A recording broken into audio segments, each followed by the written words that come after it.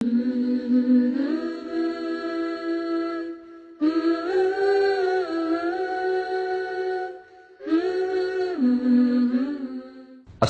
আলাইকুম ওয়া রাহমাতুল্লাহি ওয়া বারাকাতুহু। আলহামদুলিল্লাহ ওয়াসসালাতু ওয়াসসালামু আলা রাসূলিল্লাহ ওয়া আলা আলিহি ওয়া আসহাবিহি ওয়া মান ওয়ালা। আম্মা বাদ। আউযু বিল্লাহি মিনাশ শাইতানির রাজীম। বিসমিল্লাহির রাহমানির রাহিম।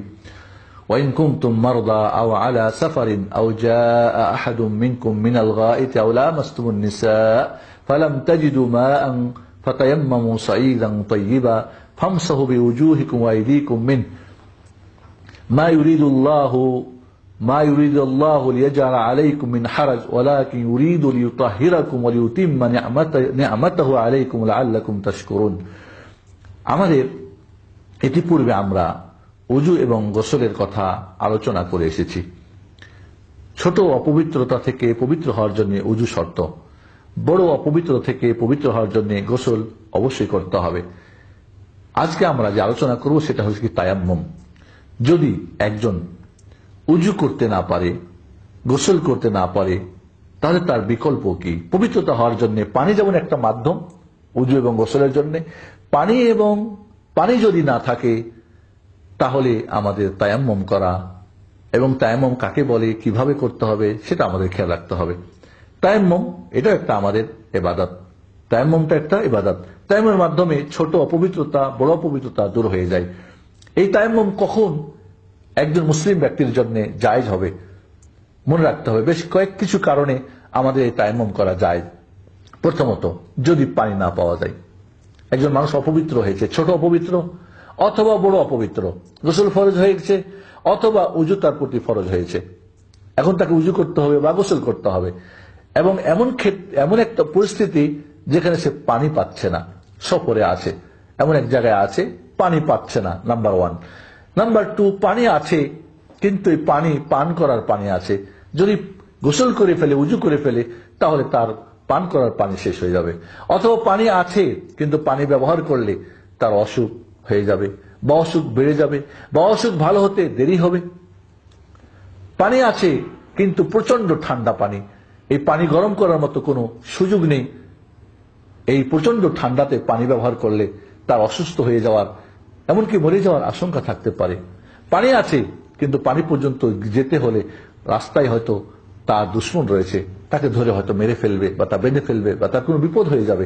পানি আছে কিন্তু পানি যথেষ্ট না উযু বা গোসলের জন্য, অল্প পানি আছে। পানি আছে কিন্তু এই পানি কি বলে আপনার ক্রয় করার মতো তার কাছে টাকা নাই, পয়সা নাই, কিনবে যে পয়সা নাই, এবং ফ্রি পাবে এ ধরনের কোনো সুযোগ নাই। মোট কথা, পানি যদি না পাওয়া যায় অথবা পানি ব্যবহারে সমস্যা থাকে, বিশেষ করে বন্ধের ব্যাপারে অনেক সময় ফরজ গোসল হয়েছে, গোসল করতে হবে, মাথা ভিজালে, গা ভিজালে অ্যালার্জি আছে, হাঁচি পড়ে, চুল ভিজে গেলে মাথা ঠান্ডা লাগে, কষ্ট হয়। মোট কথা, এই সমস্ত যে কোনো একটা কারণ যদি পাওয়া যায়, সেটা উযুর ক্ষেত্রে হোক অথবা গোসলের ক্ষেত্রে হোক, তাহলে সেই মুহূর্তে ওই উযুর পরিবর্তে, গোসলের পরিবর্তে আপনার মাটি দিয়ে তায়াম্মুম করাই কি যথেষ্ট হয়ে যাবে। আল্লাহু আকবার। এটা হলো আমাদের দ্বীনের একটা সুন্দর বৈশিষ্ট্য। একটা দ্বীন যে আমাদের সহজ, আল্লাহ এই জন্য বলছেন মা ইউরিদুল্লাহু লিয়াজআলা আলাইকুম মিন হারাজ। আল্লাহ রাব্বুল আলামিন আমাদের প্রতিদিনকে কঠিন করতে চান না, সংকীর্ণ করতে চান না, বরং আল্লাহ রাব্বুল আলামিন ওয়ালাকিন ইউরিদু লিইউতাহিরাকুম ওয়া লিইউতিম্মা নি'মাতাহু আলাইকুম, আল্লাহ চাই পবিত্রতা করতে, আমাদের পবিত্র করতে, আমাদের প্রতি তার নিয়ামতগুলিকে পরিপূর্ণ করতে, যাতে করে আমরা তার কৃতজ্ঞ বান্দা হয়ে যাই। এই জন্য আসুন আমরা এই তায়াম্মুম কিভাবে করতে হবে। তায়াম্মুম, আপনার গোসল ফরজ হয়েছে বা উযু ফরজ, উযু করতে হবে, পানি নাই, এই মুহূর্তে আছে, ব্যবহারের সমস্যা, তার এই সব কারণগুলির কারণে আপনি এবার তায়াম্মুম করবেন। তায়াম্মুম করার পদ্ধতি হলো, প্রথমে আপনি নিয়ত করবেন, কারণ এটা একটা ইবাদত। আপনার ছোট অপবিত্রতা দূর করার জন্য, বড় অপবিত্রতা দূর করার জন্য নিয়ত করবেন। নিয়ত করার পরে এবার আপনি বিসমিল্লাহ বলবেন। বিসমিল্লাহ বলার পরে এই হাত দুইটি মাটির উপরে একটা এভাবে আমরা বাড়ি মারব।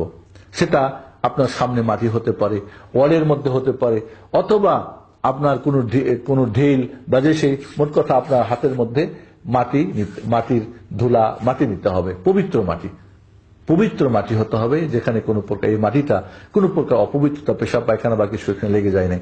পবিত্র মাটির উপরে আপনি এবার একটা এইভাবে বাড়ি দিবেন। বাড়ি দেওয়ার পরে এবার আপনি হাত দুইটা কি করবেন, এইভাবে ঘষে নেবেন। ঘষে নেওয়ার পরে, মলে নেওয়ার পরে হালকা ফু দিয়ে আপনি অতিরিক্ত ধুলাটাকে উড়াই দেবেন। উড়িয়ে দেওয়ার পরে এরপর আপনি কি করবেন, এই হাত দুইটা মুখমণ্ডলের মধ্যে উপরে মাসা করতে হবে।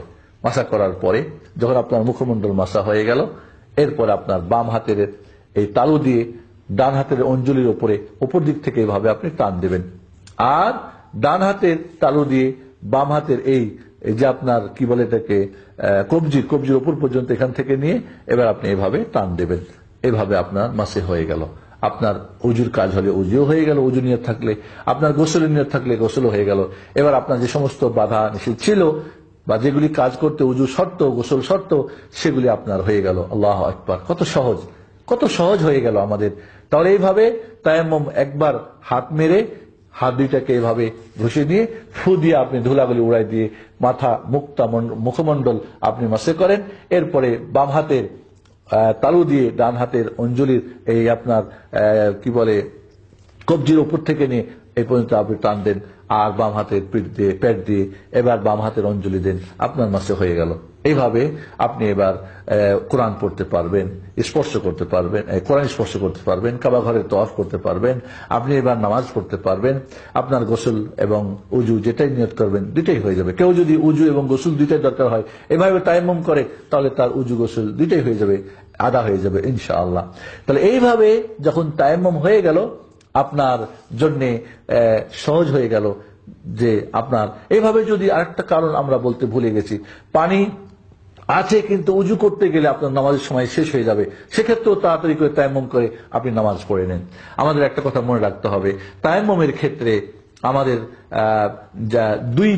দুইবার মারতে হবে মাটিতে, একবার মুখের জন্য, একবার একের কোনই পর্যন্ত। হাদিসটা গ্রহণযোগ্য না, সহি না, এটা দুর্বল হাদিস। এজন্য সহি হাদিস হলো শুধু মুখমণ্ডলে এবং হাতের কবজি পর্যন্ত মাসে করলেই হয়ে যাবে। এখানে আরেকটা জিনিস মনে রাখতে হবে, যদি মাঝে মধ্যে কেউ আগে হাত মাসে করে, বাড়ি মারলো এইভাবে, এরপরে ঘষে নিয়ে আগে ডান হাত, এরপরে বাম হাত, এরপরে মুখ মাসা করলো, এটাও আল্লাহ নবী আলাইহিস সালাম করেছেন, সহিহ হাদিসে প্রমাণিত আছে। এটাও যদি মাঝে মাঝে এই পদ্ধতিকে গ্রহণ করে, তবু তার তায়াম্মুম হয়ে যাবে। তায়াম্মুম যখন শেষ হয়ে গেল, এরপরে উজুর পরের যে দোয়া, সেই দোয়া বলবে, আশহাদু আল্লা ইলাহা ইল্লাল্লাহু ওয়াহদাহু লা শারীকা লাহু ওয়া আশহাদু আন্না মুহাম্মাদান আবদুহু ওয়া রাসূলুহু আল্লাহুম্মা ইজআলনি মিনাত তাওয়াবিনা ওয়াজআলনি মিনাল মুতাতাহহিরিন।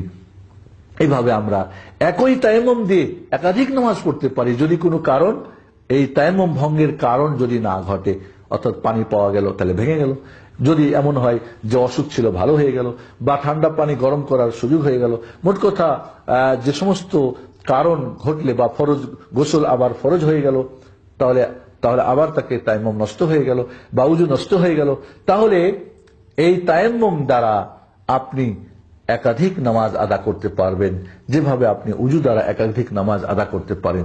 তায়াম্মুম উজুর স্থলাভিষিক্ত, উজু দিয়ে যেমন এবং সবকিছু যেভাবে উজু দিয়ে একাধিক নামাজ পড়া যায়, এইভাবে তায়াম্মুম দিয়ে একাধিক নামাজ পড়া যাবে। যারা বলেছেন যে আবার নামাজের সময় প্রবেশ হওয়া শর্ত তায়াম্মুম করার জন্য, আবার চলে গেলে আবার উজু নষ্ট, আবার উজু করতে হবে, এটা গ্রহণযোগ্য না। সঠিক যেটা হলো যে আপনার নামাজের সময় হয়েছে বা যে কোনো, আপনি আগেও যদি উজু করেন, আপনি তায়াম্মুম করেন এবং একই তায়াম্মুম দিয়ে একাধিক নামাজ পড়েন, তাতে কোনো সমস্যা নাই ইনশাআল্লাহ। আল্লাহ রাব্বুল আলামিন আমাদেরকে এই জন্য এইভাবে সহজ করে দিয়েছেন, আমরা এইভাবে তায়াম্মুম করে আমাদের বিকল্প ব্যবস্থা আমরা গ্রহণ করতে পারবো। অনেক বিশেষ দেখা যায় মানুষকে, অনেক বন্ধুদের দেখা যায় যে হয়তো গোসল করলে অসুখ হয়ে যাবে, এই জন্য ফজর হয়ে যাচ্ছে, সূর্য উঠে যাচ্ছে, গোসল করছে না, ওই দুপুরবেলা গোসল করে তারপরে নামাজ পড়বে না।